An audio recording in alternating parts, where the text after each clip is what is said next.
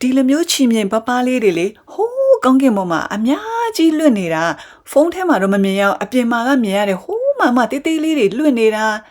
ဒီတစ်ခုကတော့တကယ်ကိုရှင်းရှင်းလင်းလင်းမြင်ရတာနော်တကယ်ကိုအံ့ဩဖို့ကောင်းတယ်ဒီဖြစ်ရက်ကလေတဘာဝတရားရဲ့ဆိုင်းကျဲတဲ့ဖြစ်ရက်ပါပင့်ကူငယ်လေးတွေကတဲ့သူတို့ရဲ့ပိုးချင်မြင်လေးတွေနဲ့လေဟုန်စီးပြီးတော့မှသူတို့နေရာရွှေ့ပြောင်းနေတာလို့လေ့လာသိရှိရတယ်သူတို့ဘာကြောင့်ရွှေ့ပြောင်းရလဲဆိုတော့သူတို့နေထိုင်တဲ့မြို့ကြီးရဲ့အဆောက်အဦမှာလူတွေကတန့်ရှင်းရေးတွေတွက်လို့ပဲဖြစ်ဖြစ်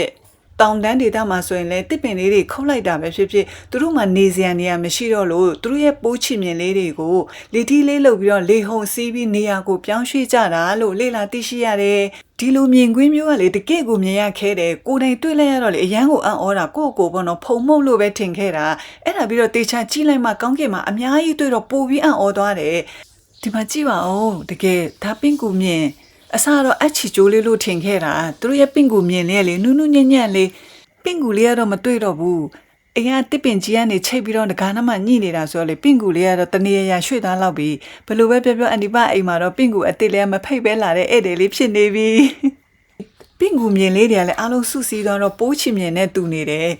ဒါမဲ့ဒီလိုပင့်ကူမြင်ကိုကင်မိပြီဆိုရင်မျက်စိကိုမထိတာအကောင်းဆုံးပဲရားတတ်မှာစိုးလို့လေနော်အရင်ကလည်းတခါတလေကိုယ့်ရဲ့မျက်စိနဲ့မှပင့်ကူမြင်လိုမျိုးကြလာတာကြုံဖူးတယ်ဒါပေမဲ့မဖြစ်နိုင်ဘူးလို့ကိုယ့်မျက်စိကရားတယ်ဖုံဝင်လို့ပဲထင်ခဲ့တာတကယ်တော့ဒါတဘာဝရဲ့ပင့်ကူတွေလေဟုန်စီးဆိုတာအခုမှသိလိုက်ရတယ်